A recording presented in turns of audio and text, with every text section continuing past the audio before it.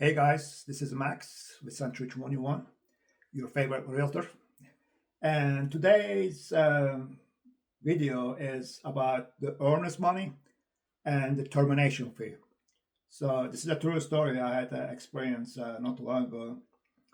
I represent the buyer on this deal, and earnest money, so in this case it was $2,000, and within a few days after you make the offer and accept it, within a few days um, we, uh, we take that check.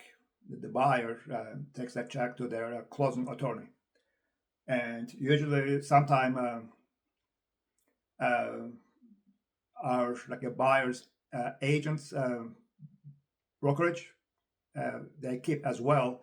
But I highly suggest you to uh, put that money, give that money to the closing attorney in case something goes wrong, so like legal wise, so that they can follow with that. And in case anyway, so over there in this case, like we paid buyer paid $2,000 earnest money, and within a few days, it's almost done. And pay attention to this one because that's on number 5, paragraph 5 in the agreement, the purchase agreement. So which is standard, and that's no problem.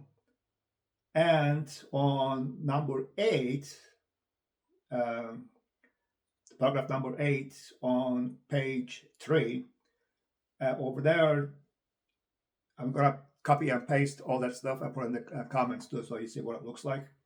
It's due diligence period. Also underneath termination fee. So you have like a due diligence period. So you give, let's say, 2 weeks. And during that due diligence, you do your inspection, like if something wrong, you ask for like a repair request and you go all that.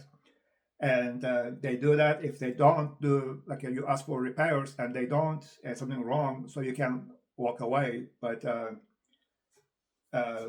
because you put money for like a due diligence, during due diligence period, there's termination fee.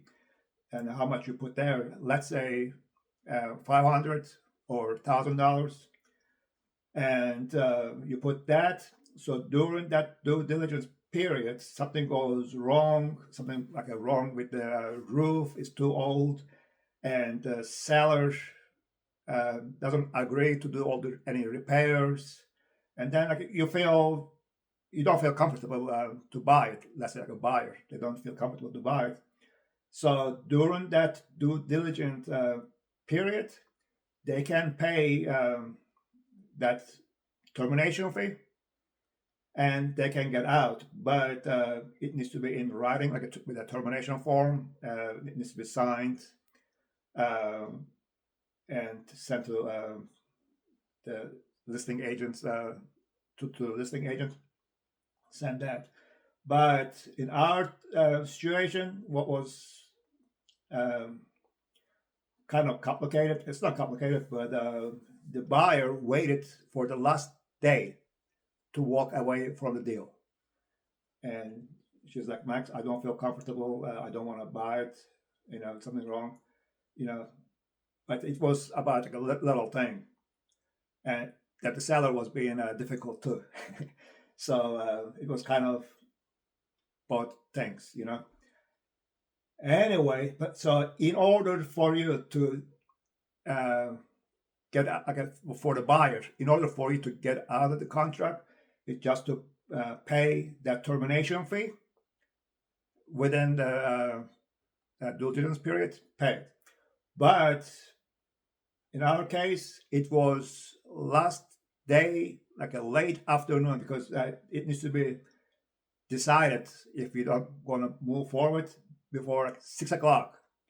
Everything like a termination form, everything needs to be signed, and the check for that $1,000 needs to be that check. It cannot be Other thing, that check cannot be personal check. It needs to be like a bank check or like a money order. So any kind of payment that the buyer cannot like give and turn around and cancel it. So it doesn't need to be like that. So it needs to be like give it to the attorney or the agent, and they take it to their either attorney or a brokerage, and they cannot.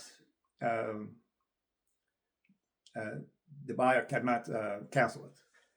So that's normal. So it's you only in that case you only lose your termination fee. But the other thing, so if you are late, so make sure your agent picks like a weekday and like a not holiday.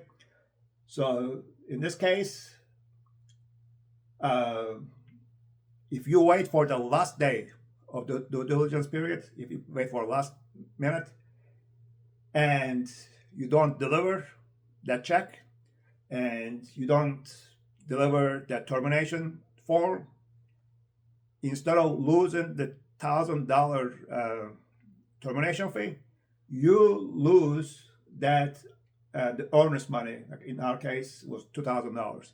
So you're going to lose that $2,000 as well. So total, you're going to lose $3,000 to walk away and don't buy it. Other tip to if you don't, I mean, you still want to buy, let's say, and in order for you not to pay for this thing to get out, and it can change, from different scenario on your situation, it may change. Do not cancel it. Okay, so move forward with the buyer, with the purchase of the house, and if you move forward, the $1,000 and $2,000 stays there, so you don't lose anything. Okay, then you can wait for the appraisal. Okay, like a financing. So if something goes wrong with that, because the offer was contingent on financing, contingent on appraisal, then you can walk away and keep that money because it's contingent on that. So you're not like I changed my mind, I'm not buying it. It's not like that. Okay, so that contingency of financing and appraisal, you buy it. So let's say everything fine, you want to move forward, and plus that earnest money, it's not like a paid to the you don't really lose it. So it just goes credit to the buyer at the end on the statement. So it goes as a credit for them. All right. I think, and that's about it. So the other tip will be, but you still want to get out of the buying of the house, but you don't want to lose those monies. But talk with your attorney. So don't say max at that. Okay, so do everything on your own risk to get out of this. But you don't want to buy, but you don't want to lose that your earnest money and termination fee. But if you really don't want to buy it, then you can say, okay, appraisal came low, lower the price to the appraised value. And if the seller says no, bank won't give you the money. They're not going to give you more money than the house worth. So then you can walk away and keep all your money. So, but I'm going to put that, pay extra attention to number 5 and number 8, the paragraphs, and read all that. But I'm going to copy and paste to the comments so you can see the exact wording over there. Okay. So any question, just let me know. Okay. You guys take care.